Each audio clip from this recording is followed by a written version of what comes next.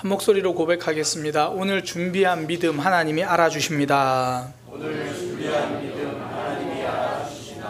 한 번 더 고백하겠습니다. 오늘 준비한 믿음 하나님이 알아주십니다. 오늘 준비한 믿음 하나님이 알아주시나. 벤자민 프랭클린이 한 굉장히 유명한 말이 있죠. 준비하지 않는 자는 실패를 준비하고 있는 것이다. 그러니까 준비하지 않는 것은 실패를 준비하고 있는 거다. 그러니까 준비가 없으면 실패할 수밖에 없다, 그런 이야기죠. 실제로 우리 삶에서도 그렇잖아요. 제가 아는 한 청년이요, 직장 생활을 하면서 자격증 시험을 준비했어요. 한국사 검정 시험인데 직장 생활을 하면서 시험을 준비하다 보니까 꼼꼼하게 준비는 하지 못했어요. 그냥 교재 사다가 여러 번 읽어보고 또 문제도 좀 풀어보고 그러다 보니까 이제 자신감이 생긴 거죠. 그래서 이 정도면 되겠다 하는 마음에 이제 시험을 쳤어요. 시험 치기 전에도 그래도 90점은 넘겠지 생각을 하고 시험 딱 치고도 이 정도면 잘 쳤겠다 싶어서 전화를 했더라고요. 삼촌, 나 90점은 넘을 것 같아. 자신감이 있었어요. 그러나 그 결과는 77점, 80점부터 1급이 되는데 3점 모자라 2급이었어요. 이 정도면 되겠지라고 생각했는데 막상 시험 결과는 내 생각과 달랐습니다. 나름 준비를 잘 했다고 생각했는데 그러나 딱 2급 될 만큼 한 준비였죠. 오늘 본문에서요, 예수님이 말씀하신 비유에도 그런 사람들이 나와요. 오늘 비유에는 10명의 처녀들이 나오는데 전부 신랑을 맞기 위해서 준비를 했습니다.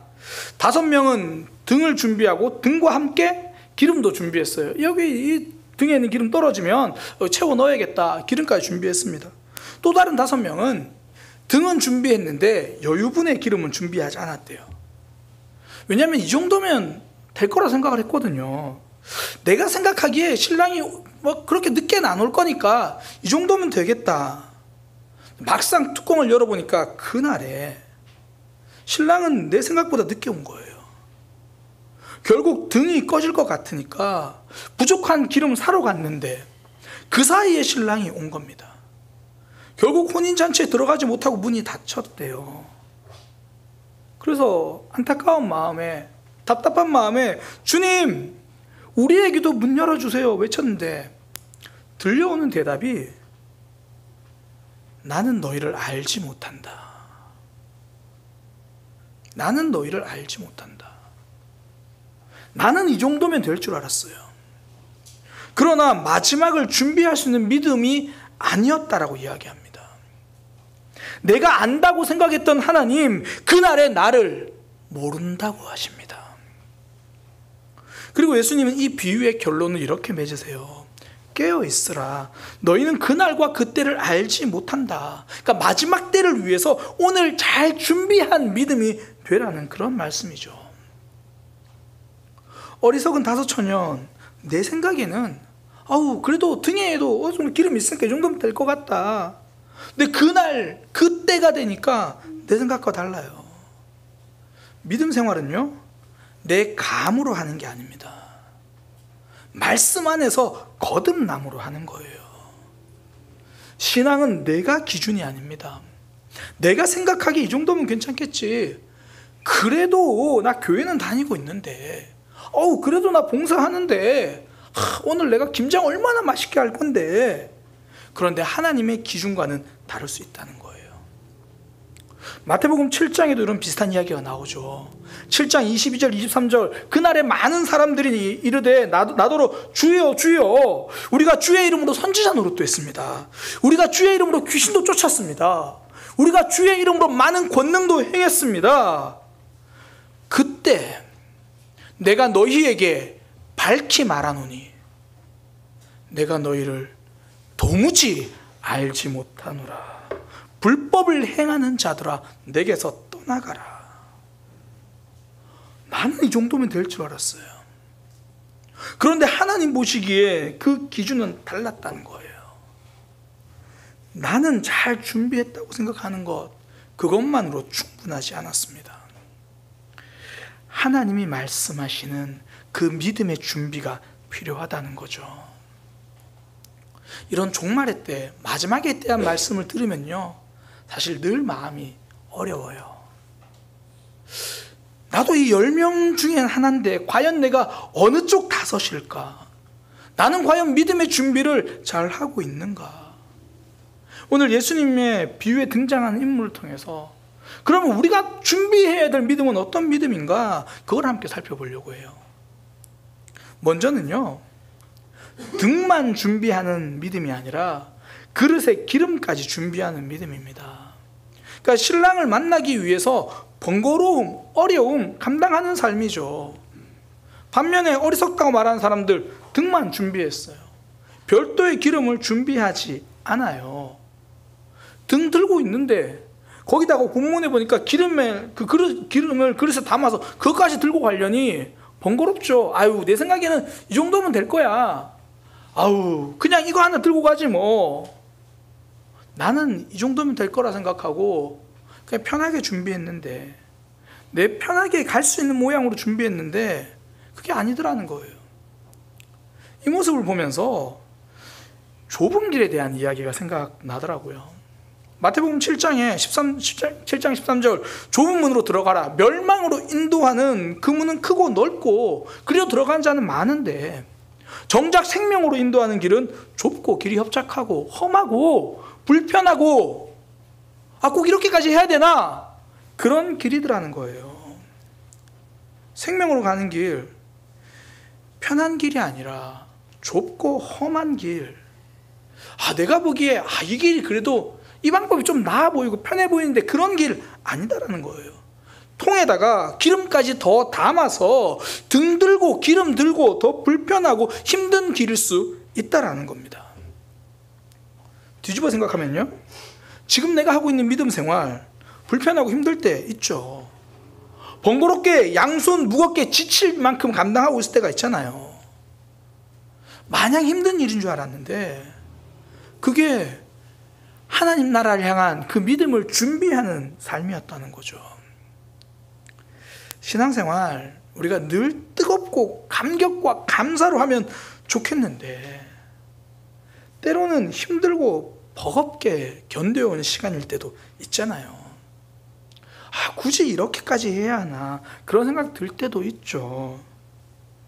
그런데 그렇게 번거롭고 힘든 삶이지만 한 번 더 준비하는 그 모습이 하나님은 믿음을 잘 준비하는 삶이라고 이야기를 하는 거죠. 어떨 때는 내 생각과 내 판단대로 하고 싶을 때 있잖아요. 그럼에도 불구하고 그렇게 못하는 이유 딱 하나죠. 하나님 때문에. 하나님 때문에. 오늘 말씀 그대로 한다면 신랑 되신 예수님 그 길을 잘 준비해야 되니까. 우리도 정말 등 하나만 달랑 들고 이렇게 가고 싶죠. 근데 성도는 그게 안 되잖아요. 하나님이 계시니까. 다 잘해서 감당하는 삶이 아니라 하나님이 계시니까 외면할 수 없는 삶이죠. 지난주에 아내와 함께 이제 기독교 영화인 매트라는 영화를 보고 왔습니다. 사실 제가 금요기도 때도 이야기했는데 오랜만에 아내랑 영화 보고 오니까 좋아가지고 이야기를 또 합니다. 사실 영화로만 본다면 이 개봉하고 있는 다른 영화들이 훨씬 더 재밌고요, 훨씬 더 괜찮을 수 있어요. 제가 막상 봤는데 배우들도 아마추어 배우들이고요, 연기도 어색하고 대사도 딱딱해요. 솔직한 마음에 영화를 보기 시작했는데 이거 끝까지 볼 수 있겠나 막 그런 생각도 들고, 대사를 듣는데 막 아내랑 둘이서 손가락이 막 다 없어질 것 같은 막 그런 딱딱하게 대사들. 그런데 다 보고 나서 나오면서 이 영화 보기를 정말 잘했다 그런 마음이 들었어요. 주제는 말 그대로 기독교 영화입니다. 하나님 믿고 회개해야 구원받는다 이거예요. 그리고 중간중간에 이제 배우들이 하는 대사에서 뭐 교회들에 대한 오해를 다 풀어줘요. 어떤 사람이 이제 뭐 너희는 개독교 아니냐, 너희 다 헌금 가지고 너희 잘 먹고 잘 살려는 거 아니냐. 그러면 이제 한 집사님이 그런 게 아니라 헌금은 이런 모습으로 하는 거고 하나님을 믿는다는 건 이런 겁니다. 대사를 통해 하나하나 설명해줘요. 그 내용도 좋고 주제도 좋아요. 근데 저는 가장 좋았던 게 그 시도입니다. 젊은 감독이 만든 영화고 부족한 점 많습니다. 상영하는 극장도 거의 없어가지고 그 영화 보려고 저 멀리 가서 하루에 딱 한 편 상영하는 그 영화 아내랑 같이 봤어요. 근데 그 시도가 너무 귀한 거예요. 신앙에 대한 잘못된 오해를 풀어주려고 하고, 하나님은 정말 계신데 그거 한 번만 생각해 보시면 안 되겠어요? 그런 외침이 들리는 그런 영화입니다. 어쩌면 그 젊은 감독에게는 피할 수 없는 선택이었을 거예요. 내가 만든 영화를 통해 하나님의 마음 알려주고 싶은 거고, 내가 만든 영화를 통해 사람들이 기독교에 대해서 오해하고 있는 그 오해를 풀렸으면 좋겠다. 하나님이 주신 그 마음 때문에 하나님께 밀려서 만든 이유일 수 있습니다. 모든 것이 갖추어진 영화는 아닙니다. 아마추어 배우의 어설픈 연기, 부족함이 많아요.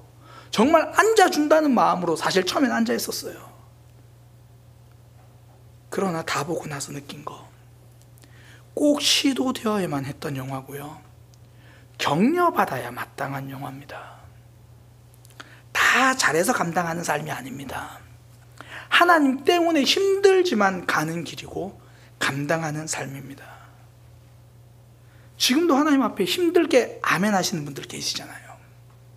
내 삶이 버겁고 힘든데 하나님 때문에 그 길 감당하고 계신 분들이 있습니다. 그 아멘이 마지막 때를 밝히는 기름 준비죠.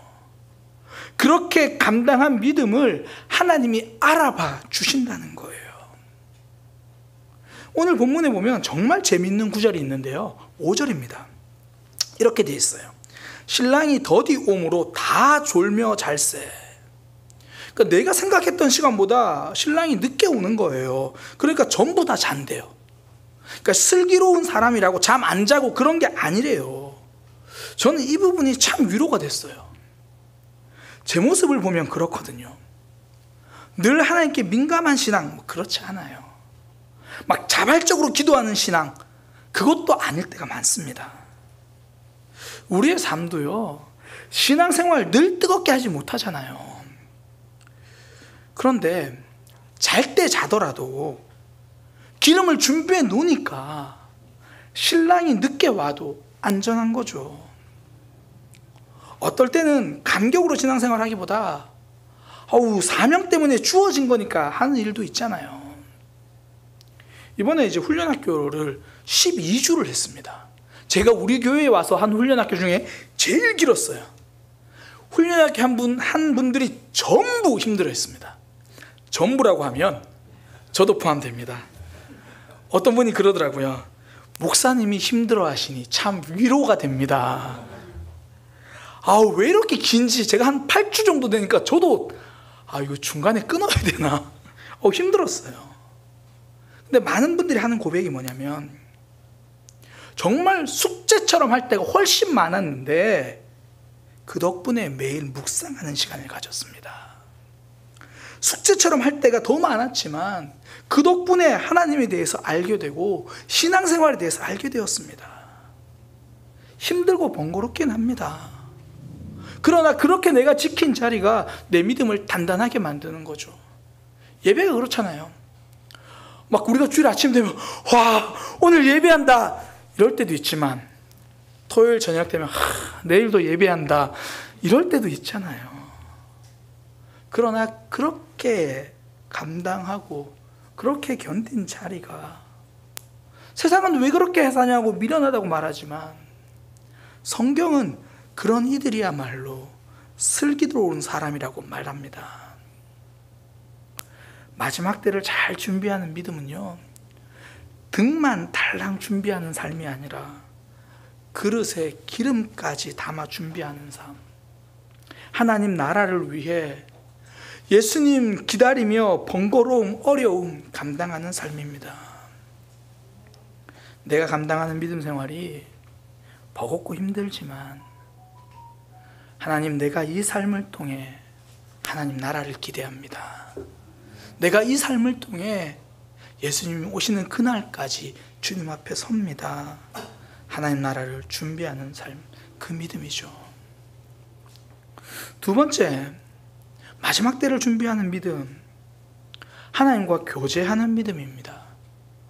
전통적으로요, 이 처녀들이 들고 있는 등과 기름을 말씀과 성령이라고 이야기합니다. 그러니까 등, 주의 말씀은 내 발의 등이요 내 길의 빛이시니, 그러니까 등은 말씀이라는 거고요. 그리고 슬기로운 처녀들이 준비한 그 그릇에 담은, 통에 담은 그 기름은 성령이라고 이야기를 해요. 그러니까 말씀 그리고 성령, 이것이 바른 준비라는 거예요. 근데 사람들이 성령에 대해서 오해를 하는데, 무슨 영적인 능력이나 무슨 파워나 무슨 에너지 이런 개념으로 이해를 해요. 그렇지 않습니다. 이게 여호와 증인들이 말하는 거예요. 하나님과 예수님, 그러나 성령은 에너지다, 이게 여호와 증인 이단이 말하는 거예요. 성령님은요 완벽하게 인격적인 하나님이십니다. 흔히 왜 하나님께서 우리 안에 계신다고 말할 때 그 안에 계시는 분이 바로 성령 하나님이십니다.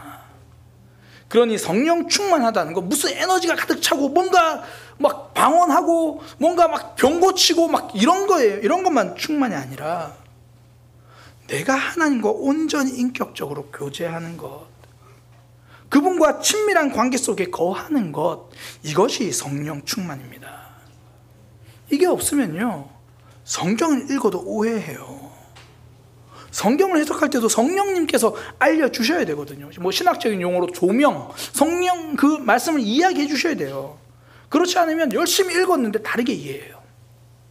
어떤 사람이 폭행죄로 이제 감옥에 들어가게 됐습니다. 근데 감옥에도 이렇게 전도한 사람들 있잖아요. 그거 보고 성경책으로 너 준 거예요, 이거 한번 읽어보세요. 그랬더니 심심하기도 하고 그래서 성경을 읽었는데 너무 말씀이 와닿는 거예요. 너무 말씀이 와닿아가지고 이제 결단을 한 겁니다. 다음 주에 이제 그 사람이 오니까 이야기를 하는 거예요. 지난주에 주신 성경 말씀 읽어보니까 너무 마음에 와닿고 제가 새로운 결단을 합니다. 너무 좋잖아요. 그래서 어떤 말씀이 와닿았습니까? 눈에는 눈으로, 이에는 이로 갚을지라. 저를 이렇게 만든 놈 반드시 복수하겠다고 결단했습니다. 성경을 완전 이상하게 해석했죠. 왜 그렇습니까? 성령 하나님이 깨닫게 해주지 않으면 하나님의 마음을 알 수가 없어요. 신앙생활 자체가 그렇습니다.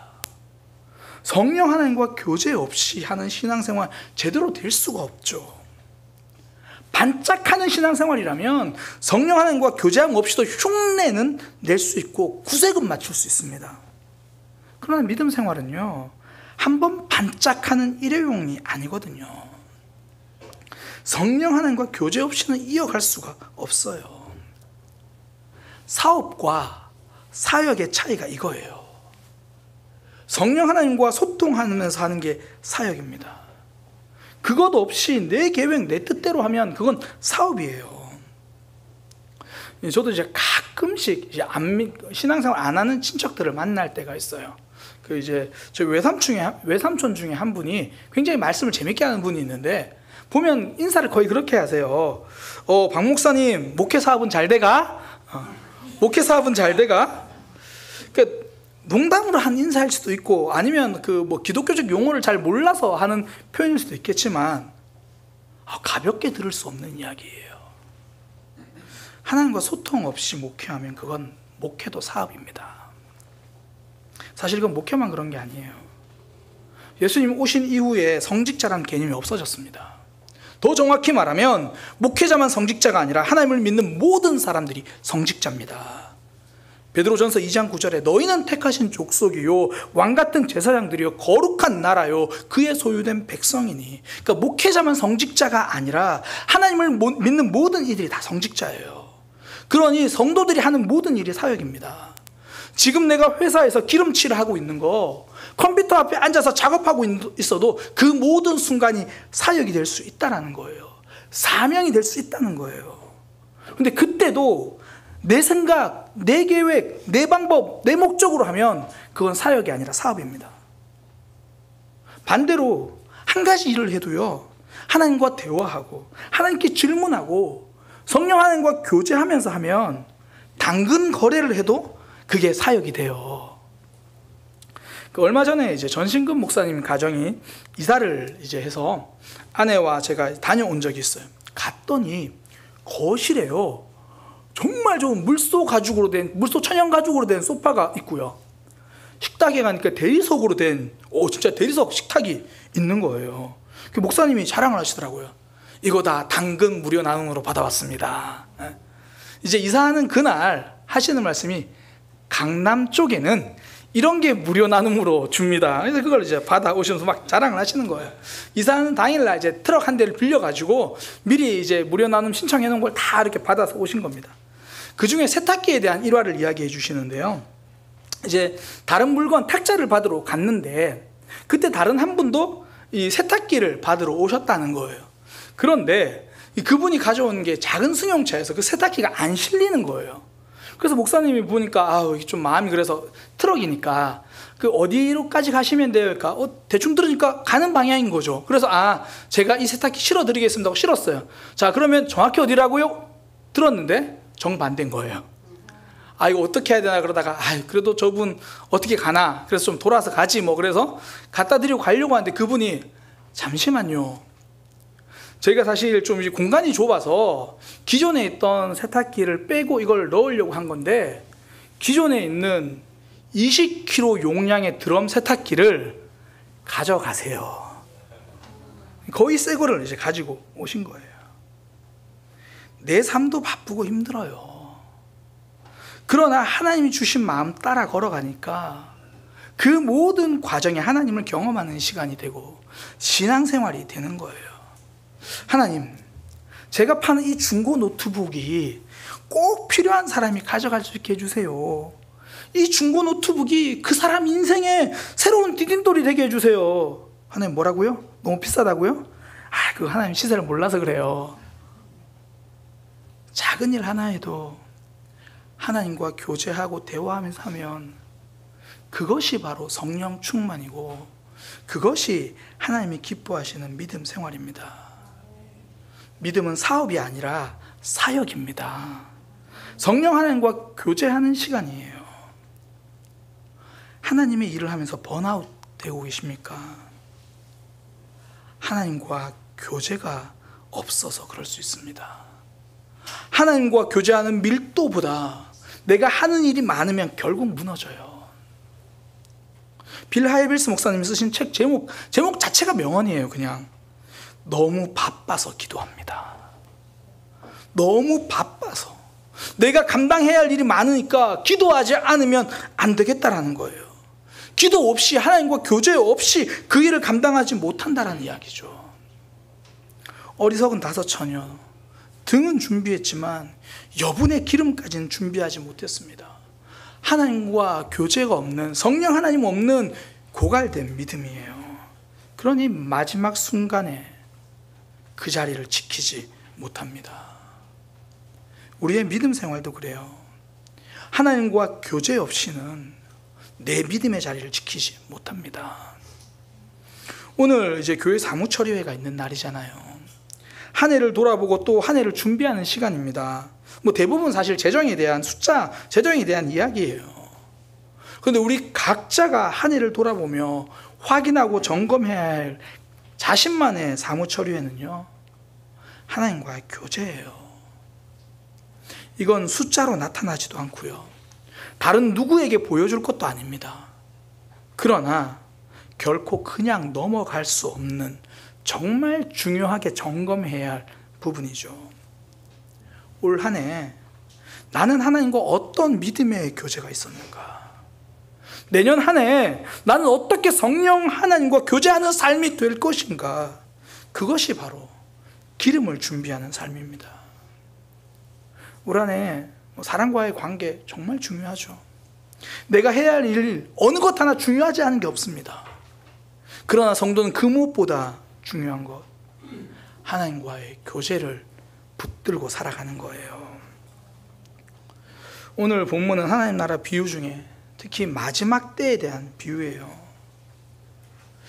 이 열몇 사람 다 스스로는 천국 잔치에 들어가기에 부족함이 없다고 생각했을 겁니다. 그러나 마지막 때에 5사람만 천국 잔치 들어가고요, 나머지 5을 향해 하나님은 내가 너를 모르겠다고 말씀하십니다. 이 정도면 괜찮겠지, 이래도 되겠지, 내 간만 믿고 살던 그들은 마지막 날에 낭패를 당합니다. 슬기로운 5 처녀, 밤에 등을 드는 것도 쉬운 일이 아닌데 기름까지 준비한 수고로움을 마다하지 않습니다.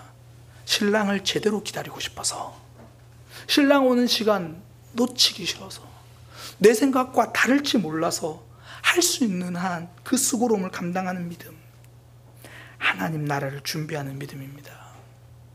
무엇보다 성도에게 필요한 것, 성령 하나님과 동행하는, 하나님과 교제하는 믿음. 그 믿음이 마지막 날까지 우리를 붙들어 줄 겁니다. 하나님 앞에서 우리의 믿음의 자리를 지키기에 만드는 거죠. 성령 하나님 우리와 동행하시니까 지킬 수 있는 겁니다.